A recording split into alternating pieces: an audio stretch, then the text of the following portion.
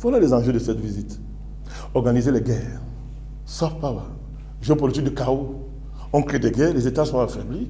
Et ce petit Tintin qui est présent en RDC, je suis désolé pour certains Congolais. Moi, je ne suis pas là pour m'amuser. La RDC est trop importante pour les Africains pour qu'on laisse ça à Tshisekedi, qui n'a aucune envergure, qui ne sait même pas ce qu'il fait là. Voilà un monsieur qui a cru qu'il peut, il vient des fesses des États-Unis, il a compté sur eux, non? Mais ils l'ont livré à Kagame. Le petit État rwandais, on a livré la RDC à Kagame. Mais ça fait rire. C'est un conflit Kagame. Tshisekedi, ça fait rire qui? Ce sont les Américains. C'est la géopolitique des Grands Lacs. On organise le chaos. On a fait le principal État des Grands Lacs. Pas un petit État dirigé par un génocidaire. On a affaibli la RDC et les Américains viennent arbitrer. Par quoi? Les élections en 2023. C'est son discours. La transparence électorale en 2023. Crédibilité et transparence. Que signifie élection dans une plantation qu'on appelle RDC? C'est-à-dire que les esclaves pouvaient s'amuser, s'asseoir et élire le chef des esclaves dans la plantation. Son rôle était de s'assurer que les esclaves travaillent bien. Et qu'il n'y a pas un esclave qui s'affranchit des règles de productivité esclavagiste dans la plantation. C'est ça qu'on appelle l'élection. Les Africains sont là, ils disent de démocratie. Donc maintenant, pour ce qui dit, il n'a qu'un souci à tête. Il s'en fout du Congo. Hein. C'est son deuxième mandat. Et les Américains montent le feu. Kagame attise. Il attise. Et on dit, tu veux un deuxième mandat? Signe. Et puis on va régler ça. Signe. Moi, le voir un frère Kagame. On va se dire, calme-toi un peu. Comme on l'avait fait en 2013, Obama a gueulé, on a sanctionné, il a reculé le 1-23. Mais est-ce qu'on a jugé un seul monsieur du 1-23? Pas du tout. Est-ce que cette rébellion est terminée? Non. La même ONU qui a fait le rapport en 2013 a encore fait un autre rapport. On se moque des Africains avec les rapports.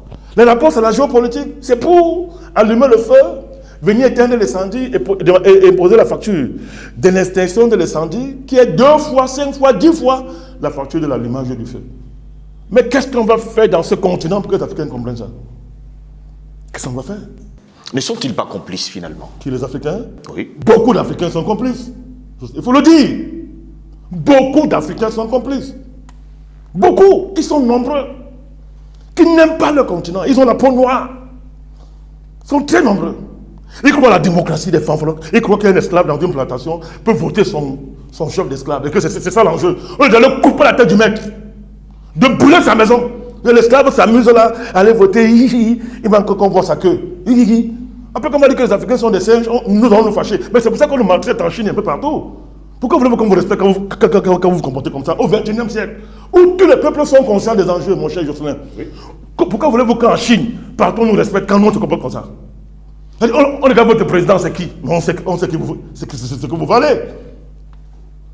C'est-à-dire, où est-ce que le monde peut parler fort à un mastodonte comme la RDC? Dites-moi comment c'est possible. Les Congolais ne comprennent pas que leur problème est ailleurs. Ils passent le temps à s'affronter. En tribu, en clan. Ils sont plus belges que Congolais. Maintenant, ils sont américains. Ils ne comprennent pas cette affaire. Qu'est-ce qui amène les Rwandais à croire qu'ils sont différents des Congolais? Si on veut regarder la grande géo-ethnie africaine, un Rwandais, ce n'est pas un Congolais. Hein? Totalement.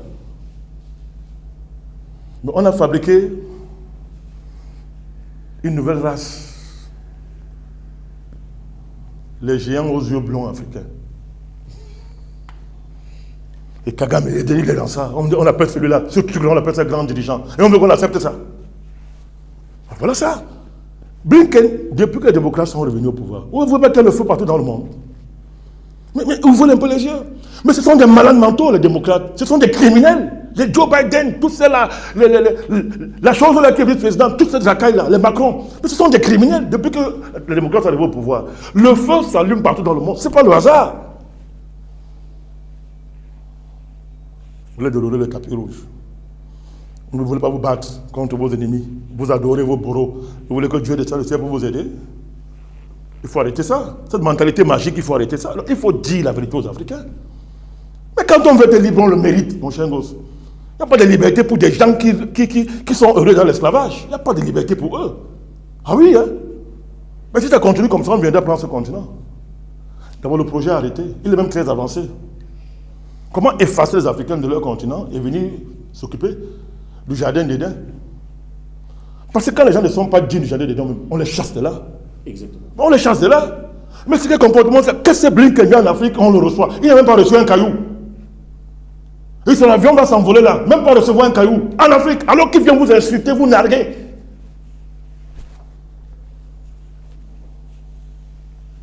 Mais nous, on ne se taira pas. On ne va pas se taire, président. Le panafricanisme ne se taise pas. On ne se tait pas. Avec l'épée de la parole, nous relâchons nos missiles.